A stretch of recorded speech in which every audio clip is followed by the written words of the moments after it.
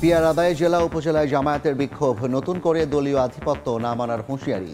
দলগুলোর দাবি প্রভাব ফেলবে না ভোট আয়োজনে, বললেন ইসি আনোয়ারুল। সড়কে থামছে না মৃত্যুর মিছিল। বগুড়ায় বাবা ছেলে সহ 4 জেলায় দুর্ঘটনায় ঝরল 10 প্রাণ। বেপরোয়া গতিই কারণ। ফরিদপুরে কুমার নদে গোসলে নেমে 2 নাতি সহ দাদি নিহত।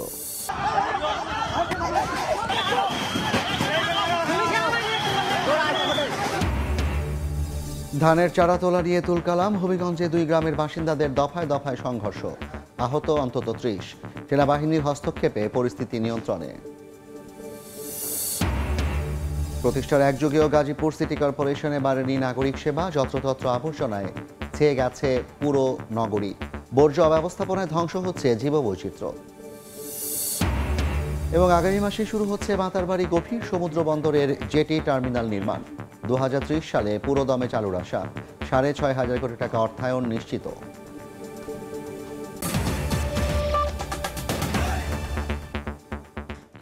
বাংলা সময়ের সঙ্গে আছি আমি জাফর সাদিক।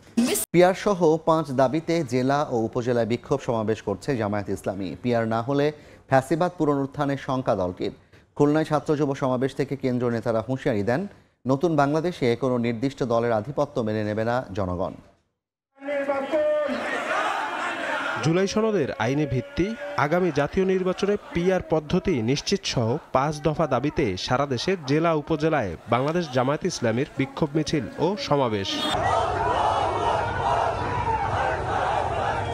শুক্রবার সকালে কিশোরগঞ্জ, ঝিনাইদহ, পটুয়াখালী সহ বিভিন্ন এলাকায় কর্মসূচি পালন করে সংগঠনটির নেতারা। দাবি করেন, ফ্যাসিবাদী নির্বাচনী ব্যবস্থা বিলুপ্ত করতে পিআর পদ্ধতিতে নির্বাচন এবং লেভেল প্লেইং ফিল্ড নিশ্চিতের বিকল্প নেই। এদিন নির্ধারিত সময়ের আগেই খুলনার ডুমুরিয়া স্বাধীনতা চত্বরে নেতাকর্মীদের ভিড়। বাংলাদেশ জামায়াত ইসলামী খুলনা জেলা শাখার আয়োজনে সকাল 9টায় শুরু হয় ছাত্র ও যুব সমাবেশ। বক্তব্য রাখেন দলটির কেন্দ্রীয় নেতারা। একটি দলকে ইঙ্গিত করে বলেন, নতুন বাংলাদেশে কোনো নির্দিষ্ট রাজনৈতিক দলের আধিপত্য মেনে নেবে না জনগণ। বাংলাদেশের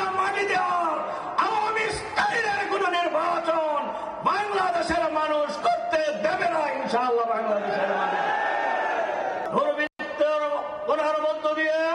সন্ত্রাসী কর্মকাণ্ড আর বাংলাদেশে চলতে দেওয়া হবে না। আপনি জানেন না আপনার একটা বক্তব্যের মাধ্যমে কত মানুষ আপনাদের প্রতি ঘৃণা প্রদর্শন করে।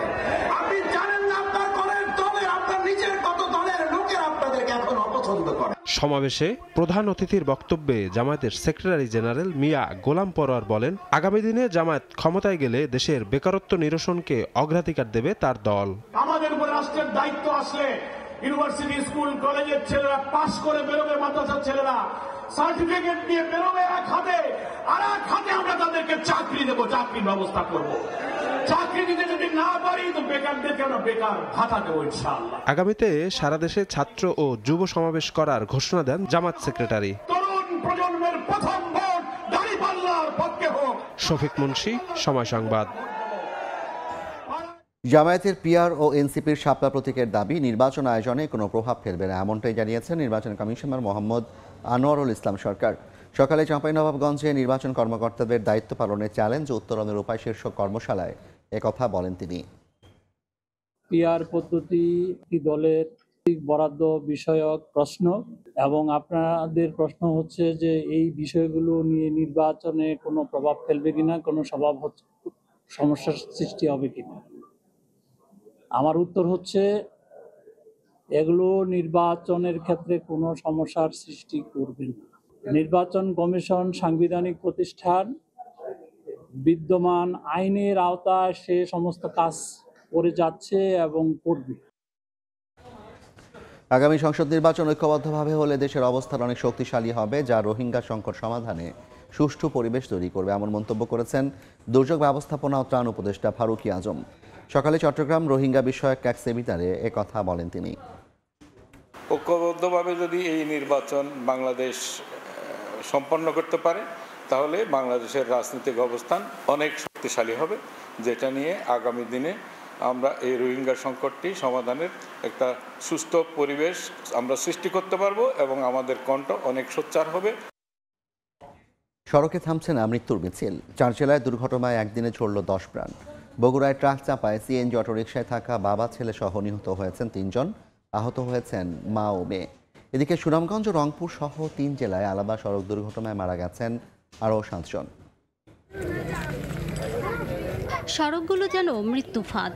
চালকের বেপরোয়া গতি আর যানবাহনের অসুস্থ প্রতিযোগিতার বলি হচ্ছেন যাত্রী ও পথচারী। এবার 4 জেলায় সড়কে ছড়ল 10 প্রাণ।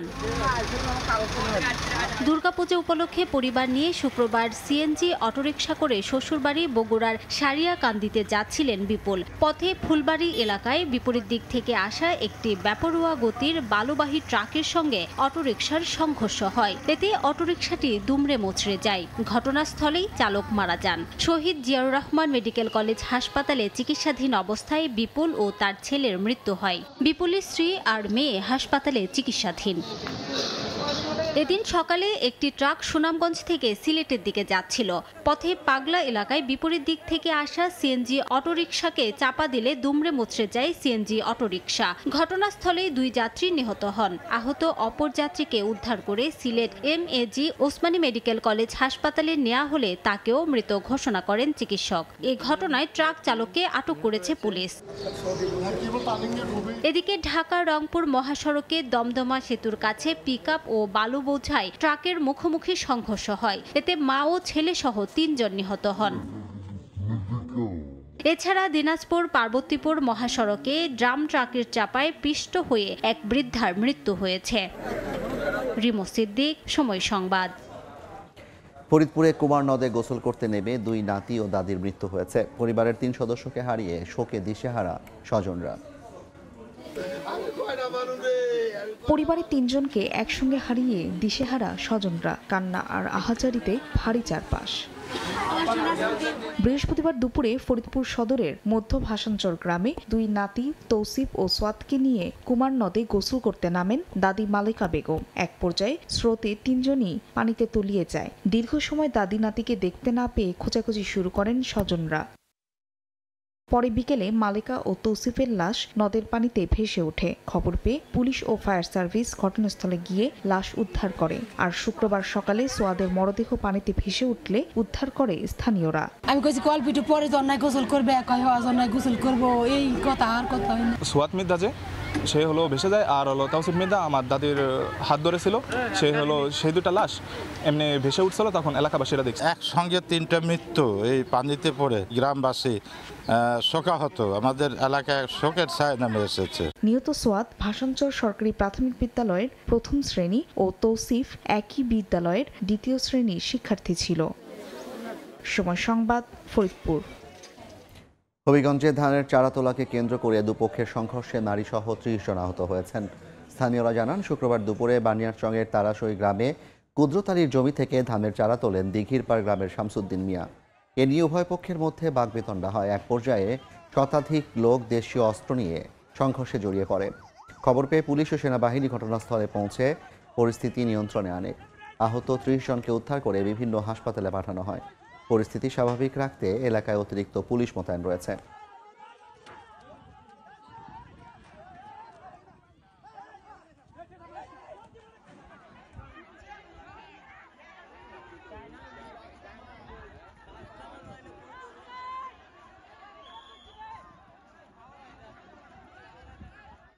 বাংলা সময় আরও থাকছে।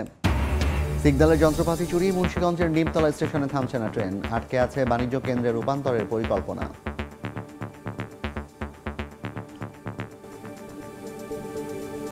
প্রতিষ্ঠার একযুগেও নাগরিক সেবা পারেনি গাজীপুর সিটি কর্পোরেশনে। যত্রতত্র আবর্জনায় ছেয়ে গেছে পুরো নগরী। বর্জ্য ব্যবস্থাপনায় ধ্বংস হচ্ছে জীববৈচিত্র্য। যেন আকাশ ছুঁয়েছে আবর্জনার স্তূপ। এর নিরাপদ উচ্চতা যেখানে 50 ফুট, সেখানে তা 8 থেকে 10 তলার চূড়ায় গিয়ে ঠেকেছে। শিল্পনগরী হওয়ায় ঘনবসতিপূর্ণ এলাকা গাজীপুর সিটি কর্পোরেশন। বিপুল জনসংখ্যার সঙ্গে পাল্লা দিয়ে বাড়ছে মানবসৃষ্ট বর্জ্য। সিটি কর্পোরেশনের তথ্য বলছে, শুধু মহানগর এলাকায় দিনে প্রায় 3000 মেট্রিক টন আবর্জনা সৃষ্টি হয়। দিন যায়, কর্তৃপক্ষ বদলায়। সিটি কর্পোরেশন হওয়ার 1 যুগ পেরিয়ে গেলেও এই শহরের বর্জ্য ব্যবস্থাপনার উদ্যোগ নেয়নি কেউ। বিকল্প ডাম্পিং স্টেশন না থাকায় এই এক জায়গাতেই বছরের পর বছর ধরে ফেলা হচ্ছে ময়লা।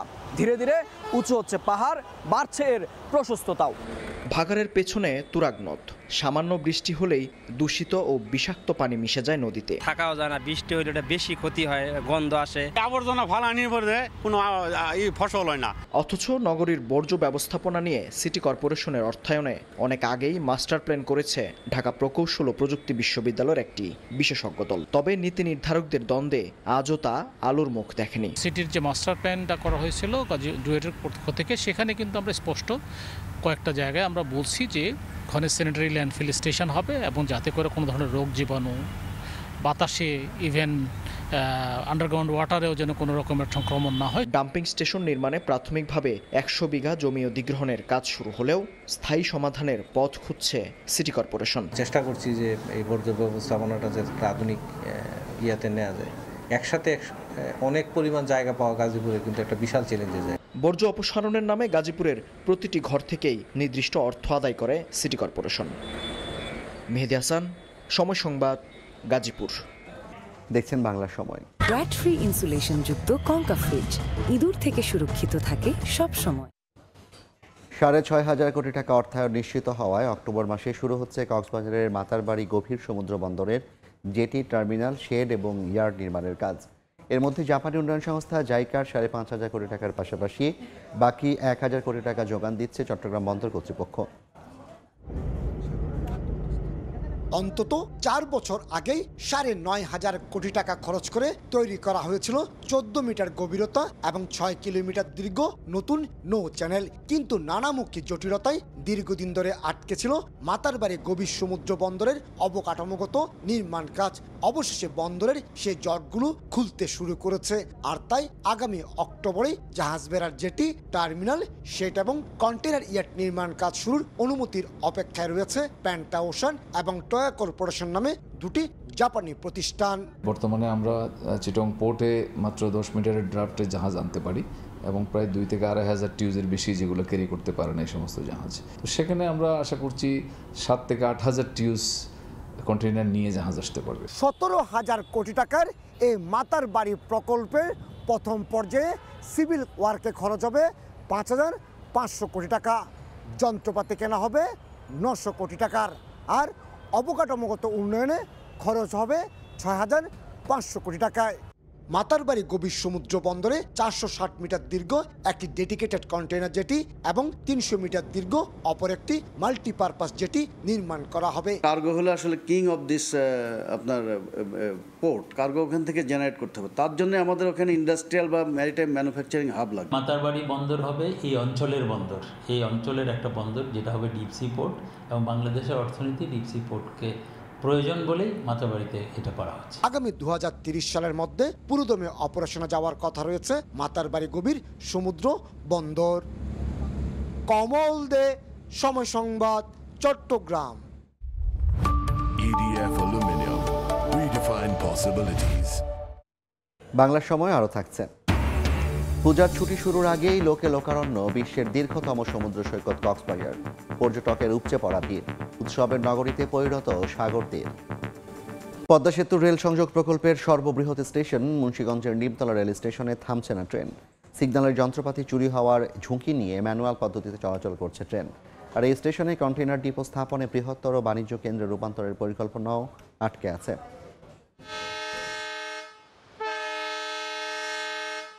পদ্মা সেতু রেল সংযোগ বিশেষ উচ্চতায় নিয়ে গেছে দ্রুতগতির রেল নেটওয়ার্ক। এই প্রকল্পের 20টি স্টেশনের মধ্যে ভাঙার পর সবচেয়ে বড় স্টেশন মুন্সিগঞ্জের সিরাজদিখান উপজেলার নিমতলা স্টেশন।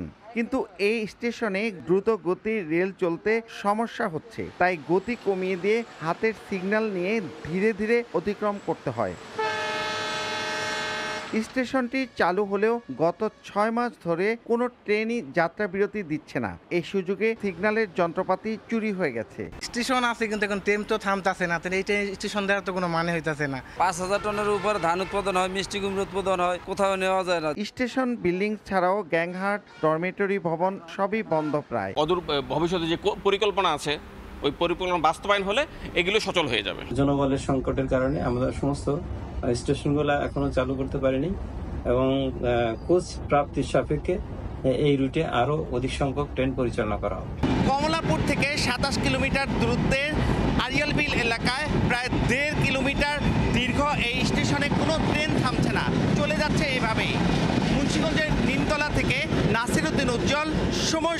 নারীকে কুপিয়ে হত্যার অভিযোগে এক যুবককে গ্রেফতার করা হয়েছে। ভোরে ফজরের নামাজে রজু করতে ঘর থেকে বের হন রাশেদা বেগম নামে এক বৃদ্ধা। এই সুযোগে বখাটে ইমন ঘরে প্রবেশ করে। তাকে দেখে চিৎকার করলে আশপাশের লোকজন এগিয়ে আসেন। এ সময় ধারালো অস্ত্র দিয়ে এলোপাতাড়ি কুপিয়ে রাশেদা বেগমকে হত্যা করে অভিযুক্ত ইমন। স্থানীয়রা ঘরের দুই পাশের দরজা বন্ধ করে থানায় খবর দেয়। পুলিশ ঘটনাস্থলে পৌঁছে ইমনকে গ্রেফতার করে। টাকা পয়সা আছে, মেয়ে বিদেশে থাকে বা ওই সনটনও আছে, তো এগুলো নেওয়ার জন্য বন্ধু ফোন করে নিয়ে যাবো, কিন্তু ওই নিতে পারে নাই। আশেপাশের লোকজন চলে আসি। এত নৃশংসভাবে মারা, মানে ওর জন্য সর্বোচ্চ বিচার, ওর জন্য ফাঁসি হয়। এখন পর্যন্ত এই ঘটনার মোটিভ পুরোপুরি বলা সম্ভব নয়। আসামিকে জিজ্ঞাসাবাদ করলে ঘটনার মোটিভ এবং মূল রহস্য উন্মোচন করা সম্ভব হবে। মাদারীপুরে ঘরে ঢুকে বৃদ্ধাকে গলা কেটে হত্যার ঘটনায় জড়িত সন্দেহে এক যুবককে গ্রেফতার করা হয়েছে। দুপুরে প্রেস বিজ্ঞপ্তিতে র্যাব জানায়, তথ্য প্রযুক্তি সহায়তায় বৃহস্পতিবার রাতে শিবচরের পাঁচচর থেকে কাজী রাসেল মাহমুদ নামে যুবককে গ্রেফতার করা হয়। ঘটনার সঙ্গে জড়িত থাকার কথা প্রাথমিকভাবে স্বীকার করেছে অভিযুক্ত। গত 22 সেপ্টেম্বর দুপুরে শিবচরের চর কাঁচিকাটা গ্রামে তালাবদ্ধ ঘর থেকে রেনু বেগমের গলা কাটা লাশ উদ্ধার করা হয়। সময় চাঁপাইনবাবগঞ্জ, রাজশাহী ও নাটোর থেকে ঢাকাগামী যাত্রীবাহী বাস অনির্দিষ্টকালের জন্য বন্ধ করে দিয়েছেন মালিকরা। শ্রমিকদের বেতন বাড়ানো ইস্যুতে পূর্ব ঘোষণা ছাড়াই বাস বন্ধ করে দেওয়ায় চরম ভোগান্তিতে পড়েছেন যাত্রীরা। তবে দুর্গাপূজা এবং সাপ্তাহিক ছুটির কারণে যাত্রী চাপ বেশি থাকায় বিকল্প পরিবহন পাচ্ছেন না। গত 23 সেপ্টেম্বর ঢাকায় শ্রমিক ও মালিক পক্ষের বৈঠকে সিদ্ধান্ত হয়, রাজশাহী থেকে ঢাকা চলাচলে প্রতি ট্রিপে চালক, সুপারভাইজার ও সহকারী আগের চেয়ে বেশি টাকা পাবেন। শুক্রবার থেকে তা বাস্তবায়নের কথা ছিল। তার আগেই বৃহস্পতিবার রাতে বেশি টাকা দেবে না জানিয়ে বাস বন্ধ করে দেয় মালিকপক্ষ।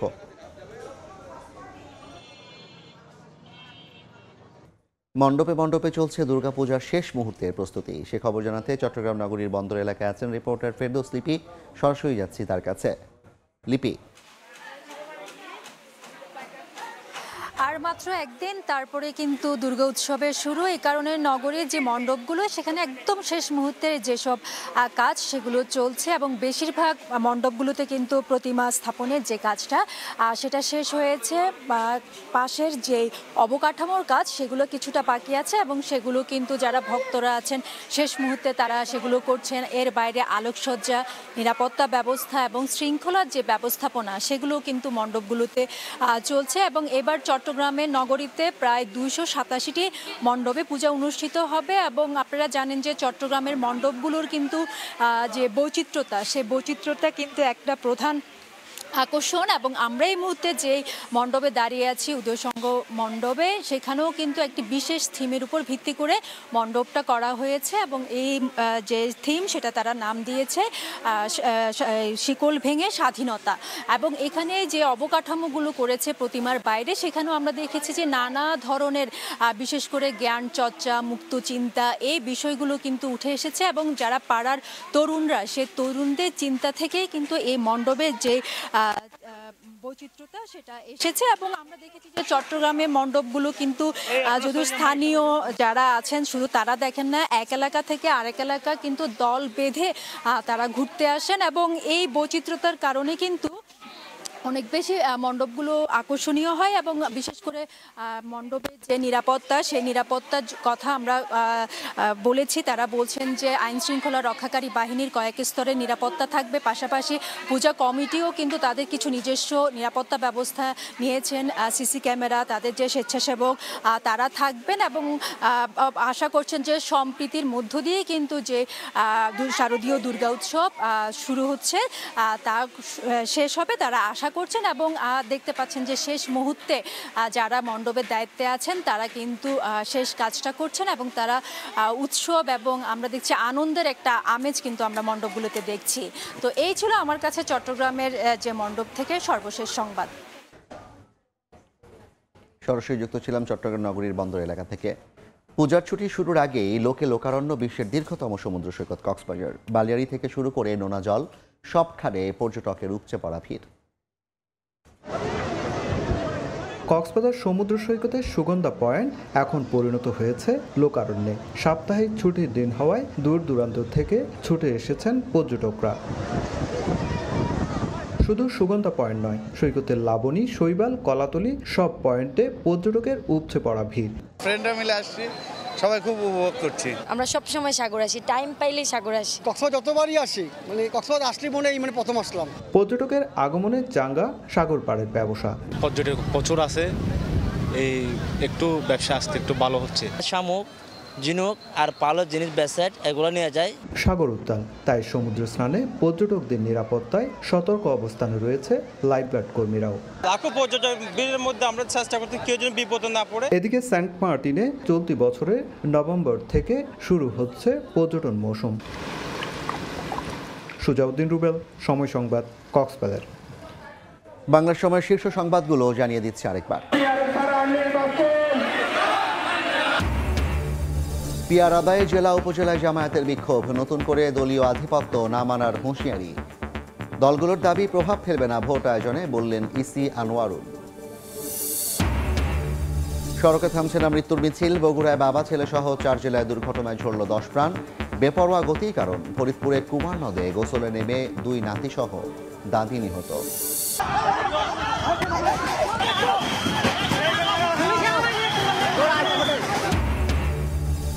ধানের চারা তোলা নিয়ে তুলকালাম, হবিগঞ্জে 2 গ্রামের বাসিন্দাদের দফায় দফায় সংঘর্ষ, আহত অন্তত 30। সেনাবাহিনীর হস্তক্ষেপে পরিস্থিতি নিয়ন্ত্রণে।